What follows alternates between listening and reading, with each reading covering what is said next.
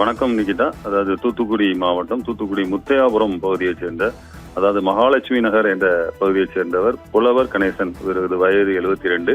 இவர் பிரபல சினிமா நடிகை மற்றும் டிவி சீரியல் நடிகையுமான தீபாவின் தந்தை ஆவார்.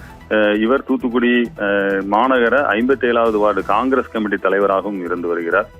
முத்தையாபுரம் பகுதியில் உள்ள பத்திரகாளி அம்மன் கோவிலுக்கு தர்மகர்த்தாவும் இருந்து நிர்வாகத்தை நடத்தி வருகிறார். மேலும் இவர் கோவில் அருகே அந்த கோவில் அருகே பெருந்தலைவர் காமராஜருடைய சிலை அமைக்கும் பணிகளில் ஈடுபட்டு வருகிறார். இந்த நிலையில் கோவில் நிர்வாகம் மற்றும் காமராஜர் சிலை அமைக்கும் பணிகளில் சிலை அமைக்கும் பணிகளுக்கும் அவர்களுக்கும் ஏற்பட்ட முன்விரோதமும் ஏற்கனவே இருந்து வந்துள்ளது. இந்த நிலையில்தான் முத்தியாபுரம் பஜாரில் டீ கடையில் உள்ள அவர் காலையில் டீ குடித்து நின்று கொண்டிருக்கும் போது திடீரென அங்கு மோட்டார் சைக்கிளில் வந்த ஒரு கும்பல் அந்த சில வாலிபர்கள் சேர்ந்து கையில் அரிவாளுடன் பாய்ந்து சரமாரியாக புலவர் கணேசனை அரிவாளால் வெட்டியுள்ளனர்.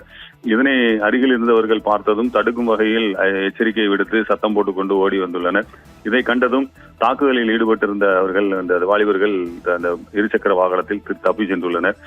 உடலில் மற்றும் தலையில் ஏற்பட்ட பல்வேறு வெட்டுக்காயங்கள் ஏற்பட்டுள்ளது. இதனைத் தொடர்ந்து அவருக்கு உயிருக்கு போராடி கொண்டிருந்தவரை அருகில் இருந்தவர்கள் மீட்டு உடனடியாக அரசு மருத்துவக் கல்லூரி மருத்துவமனைக்கு அனுப்பி வைத்துள்ளனர்.